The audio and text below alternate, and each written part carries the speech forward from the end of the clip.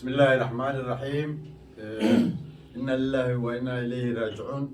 برنامج كان وكسب سنة مانتا برنامج تعسية ومجال ستوكهولم برنامج كي أرمها بالشدة كلسة تي في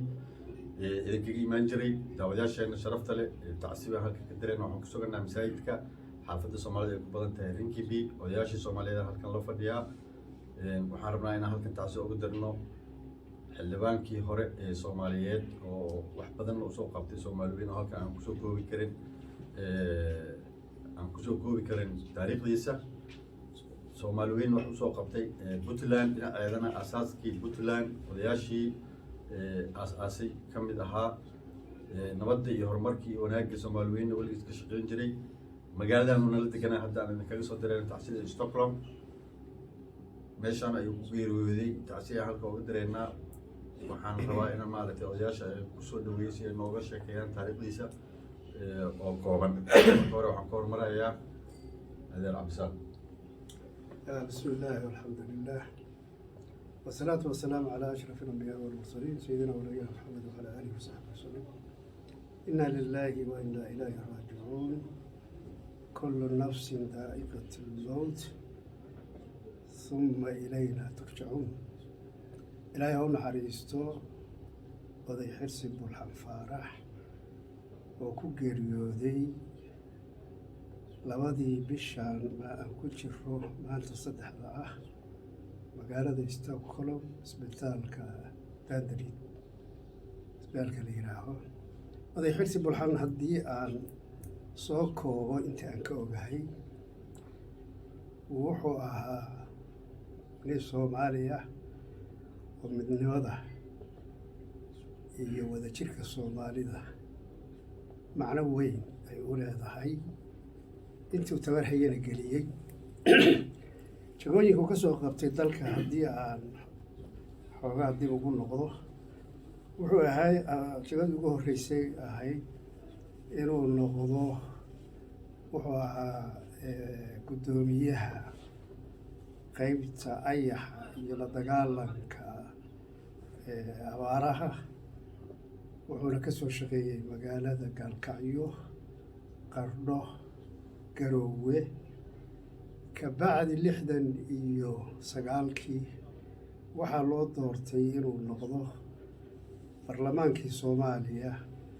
xildhibaanadii ayuu ka mid noqday isla waqtigaas wuxuu noqday wasiirka arrimaha xanaanada xoolaha kacaanku markuu dalka qabsaday raggii siyaasiyiinta ah markaa la xiray buu ka mid ahaa muddo markii uu joogayna wuxuu noqday maareeyaha wakaaladda anti banaana la oran jiray wakaaladda muuska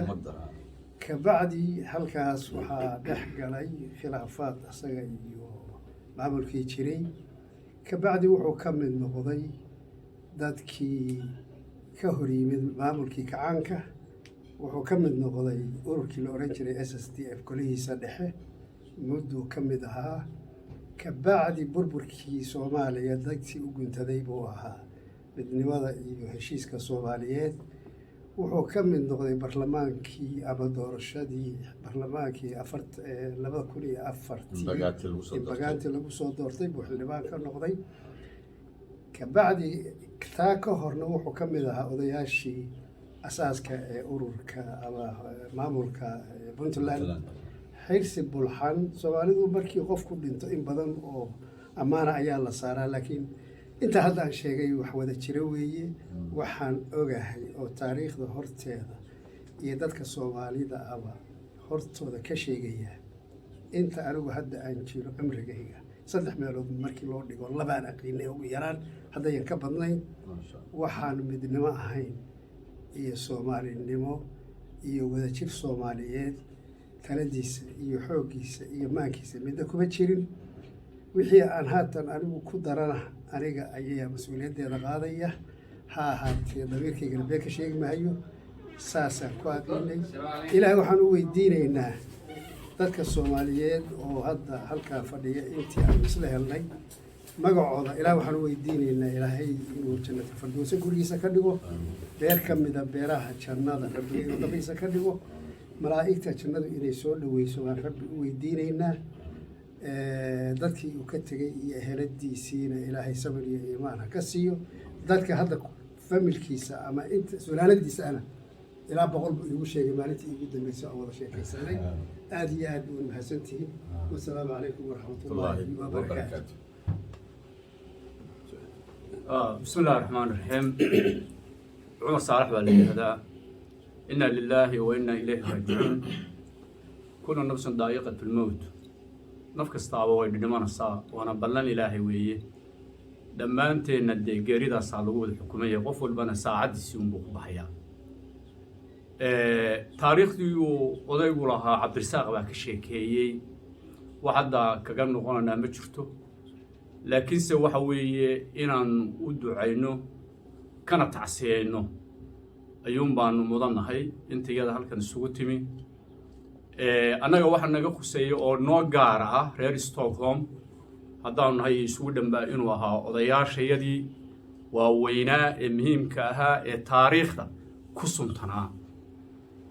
sidaa daraaddeed geeri xanuun badan weeye oo aad noo taabatay runtii dadkooda dhimanaya qof walbana maalin unba dhimanaya waxaan leenahay markaa kulligayaba reer Stockholm way ugu horeeyaan iyo reer Sweden samiri iimaan inuu ilaahay naga wada siiyo ilaahayna uu qalbiga inoo wada qaboojiyo jannadii firdawsa ahaydna ilaahay uu ka waraabiyo marxuumkaas ehelkiisii wuxuu dadkii uu dhalay waxay sii dhaleen iyo xaasaskiisii iyo duriyadiisiina samiri iimaan baanu ilaahay u weydiinaynaa iyo qalbiga in ilaahay uu qaboojiyo oo ay noqdaan kuwo maaragtay qalbigu u qaboobo iyagana waxaanu kula dardaarmanaa inay maaragtay u duceeyaan oo wixii waalidku hadduu tago oo uu adduunka ka tago silata riximkii iyo waalidnimadii waa laga rabaa wax waa og yihiin laakiin waanu u dardaarmanaa intaasaan ku soo gaabinaya samir iyo iimaan allah inaga wada siiyo والسلام عليكم ورحمة الله وبركاته. بسم الله الرحمن الرحيم إنا لله وإنا إليه راجعون إلهي ونحن الصادر يا سلام برينا إلهي وبرينا إلهي ونحن بسم الله السلام عليكم ورحمة الله وبركاته.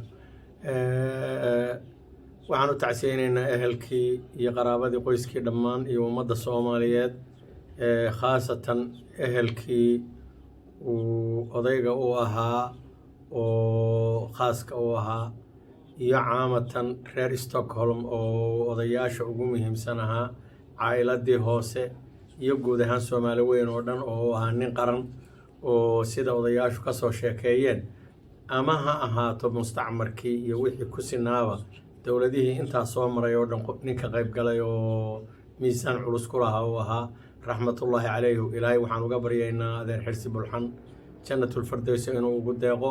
ehelkii uu ka baxayna ilaahay samir iyo iimaan baanu weydiinaynaa isagana qabriga allah u waasiciyo asalaamu calaykum waraxmatullaahi wabarakaatu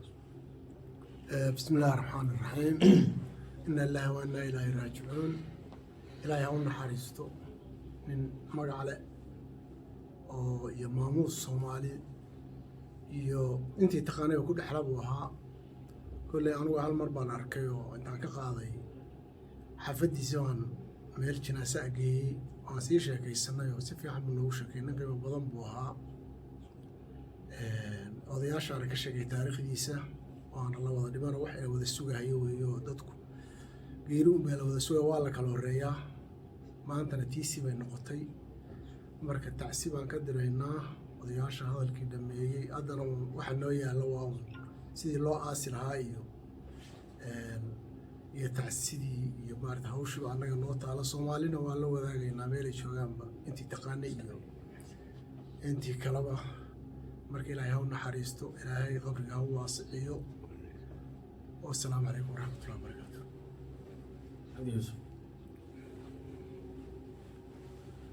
بسم الله الرحمن الرحيم الحمد لله رب العالمين إنا لله وإنا إليه راجعون waxaan halkan tacsiir uga diraynaa intii adaysa soo heshay nin aada iyo aada inoogu weynaa oo dee haddaan ku tilmaami karo wuxuu inoo ahaa hoggaan wuxuu inoo ahaa indhergalad wuxuu inoo ahaa dalladaynu huwannahay markaynu ka eegno dhinac walba xagga da-da wuu noogu weynaa magaalada Stockholm intayna degan oday buu inoo ahaa adres aanu maaragtay aanu ku higanu ahaa alxamdulilah raxmaddii ilaahay baa gaartay waxaan ilaahay oga baryaynaa janno iyo raxmo ilaahay inuu siiyo meeshii uu ka tegey meel ka wanaagsanna ilaahay uu mariyo ehelkiisii iyo qaraabadii iyo dadkii muxuu ahaa hoggaanka uu ahaa iyo ummaddii isaga raacsanaydna ilaahay inuu samir iyo iimaan ka siiyo intaasaanu muxuu ahaa ilaahay oga baryaynaa insha allah waxaa weeye kolleyba hadda waa uu muxuu ahaa naga baxay waxaan ilaahay uga rajaynayaa ummaddii uu ka tegey oo ay ugu horeeyaan ehelkii iyo qaraabadii iyo xaasaskii in muxuu ahaayo ilaahay khayr ka badan inuu ugu bedelo insha allah wabilaahi towfiiq aad iyo aad ayaan kugu mahad celinaynaa barnaamijka aad nagala qayb qaadateen oo tacsida ah ilaahay waxaan uga baryaynaa adeer xisi bulxaan faarax inuu jannadii ka waraabiyo ehelkii iyo qaraabadiina samir iimaan ka siiyo iyo soomaali weyn dhammaan daawadayaal intaynu barnaamijkan lamid ah ku kulmi doonno waa barnaamijkii magaalada Stockholm ee ka imaanayay arrimaha bulshada barnaamijkan sidiisaba waxaa ka daawan kartaan kalsontv.com dhinaca social media dhanna waa ku qaybin doonaa maadaama uu barnaamij aada qiimo leh uu yahay oo tacsi ku saabsan aadan kugu mahad celinaynaa sida isugu soo abaabusho mararba wadanaha soomaali weyn waa mahadsantihiin daawadayaal asalaamu calaykum waraxmatullaahi